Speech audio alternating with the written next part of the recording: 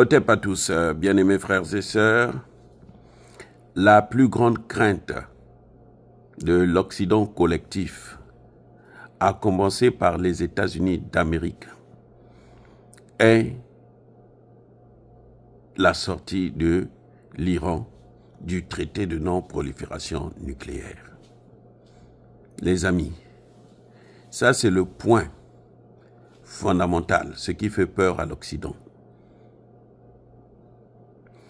En effet, l'Iran menace de sortir du traité de non-prolifération nucléaire pour être au même titre d'égalité que Israël. Vous savez que Israël est le seul, sinon l'un des rares pays non signataires de ce traité qui détient justement l'arme atomique. Et l'agence à l'énergie atomique, l'agence internationale à l'énergie atomique, n'a pas le droit de contrôler ce que fait Israël en matière du nucléaire.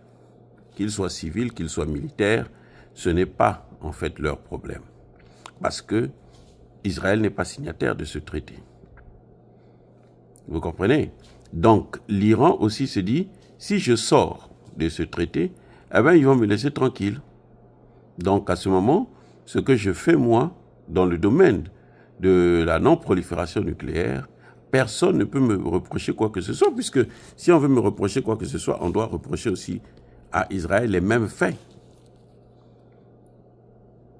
Et ce qui est, l'Iran s'appuie du fameux traité lui-même, parce que le traité de non-prolifération nucléaire, dans son article 10, donne la possibilité aux États membres de quitter ce traité, de sortir de ce traité, des contraintes internationales que l'Iran, jusque-là, il faut le reconnaître, a respectées.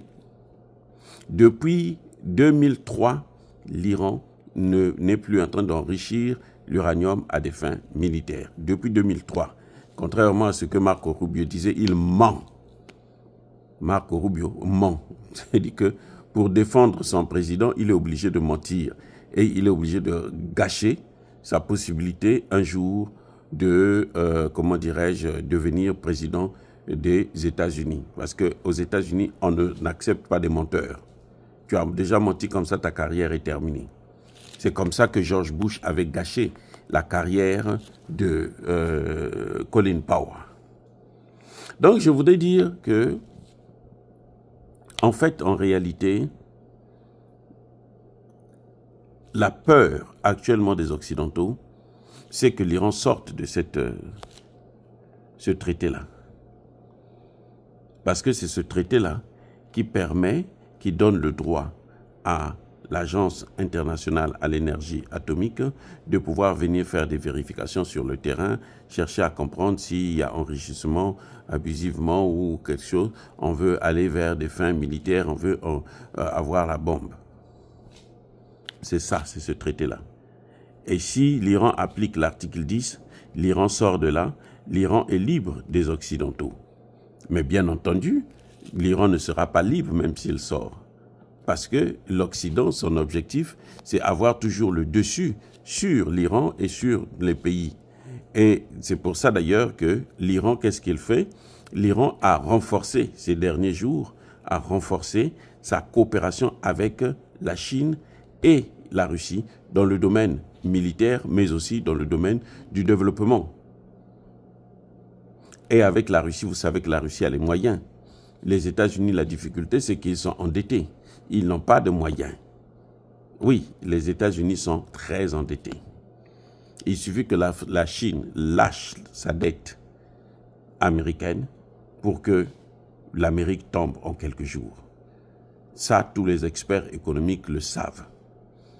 Et la Chine ne veut pas le faire parce qu'en ce moment, la Chine mène la guerre économique et commerciale avec les États-Unis et l'Occident collectif.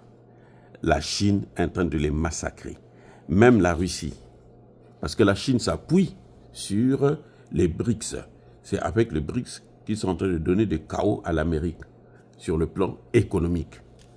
Pendant que Trump, lui, il est en train de passer son temps à déstabiliser les pays du monde entier. Faire des guerres ici et là, alimenter les guerres. Il oublie, comme je l'ai toujours dit, que ce sont les guerres qui ont conduit l'Amérique vers le déclin. Les guerres économiques, les guerres militaires. Elle passe son temps à sanctionner les autres. Elle a sanctionné l'Iran pendant 40 ans, elle a sanctionné la Corée du Nord pendant au moins déjà plus de 50 ans. Elle a commencé à sanctionner aussi la Russie depuis quelques années.